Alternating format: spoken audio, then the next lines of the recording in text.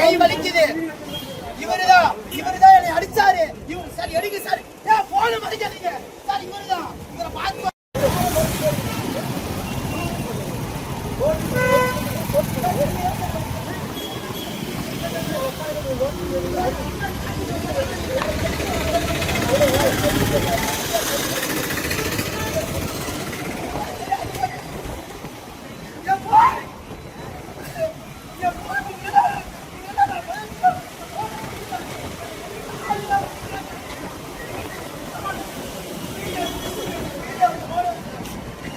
அடிக்கிறீங்களா? பாருங்களா உண்மையில போன்ல கட்ட ரெக்கார்ட் வேண்டாம். அடிக்கிறீங்களா? போட மாட்டோம். அடிக்கிறீங்களா? சத்தியமா போட மாட்டோம். என்னை அடிச்சீங்களா சார்? அப்பதான் மனசாக நான் வந்தேன். இந்த மாதிரி இப்போ இதுல இருந்து இந்த அது என்னது ஜிஹெச் பேக் சைட்ல இருந்து வந்தேன்.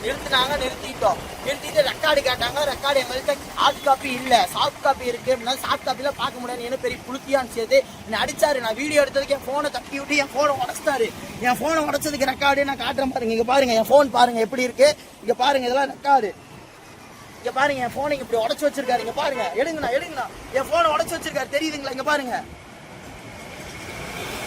வந்து கருப்பகவுண்ட சீட்னா செம்பட்டி காலனினா நாங்கள் வந்து எந்த தப்பு பண்ணல. நாங்கள் திருடங்க கிடையாது, குடிகாரம் கிடையாது, எதுவுமே பண்ணல. இவர் இப்போ அடிச்சுட்டு எங்களை ஃபோனை பிடுங்கிட்டு போயிட்டாருன்னா வண்டியை பிடுங்கிட்டு போயிட்டாரு. இந்த பையனோட ஃபோனையும் பிடுங்கிட்டு போயிட்டாரு. இப்போ இவர் எதுக்கு அடிச்சாரு எங்களை யார் இவர் என்னை கை வைக்கிறதுக்கு?